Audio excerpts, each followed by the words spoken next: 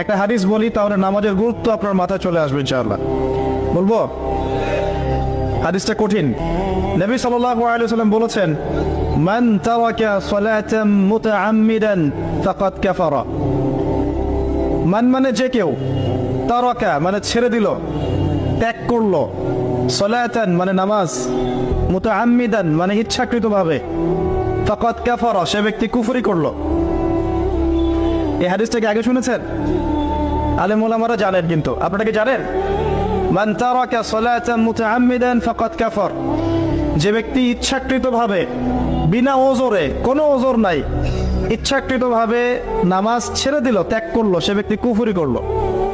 এখন আপনি বলেন, কুফরি যে ব্যক্তি করে সে কি হয়? যদি আমরা ধরেও নেই সে মন থেকে নামাজ অস্বীকার করে না, অলসতা বশত পড়ে নাই, তারপরেও তো কাজটা ফাঁসেকি, তাই নাকি? আচ্ছা, তো আজকের প্রথম নসিহত হচ্ছে 5 ওয়াক্ত নামাজ মৃত্যুর আগ পর্যন্ত কেউ ছাড়বেন না।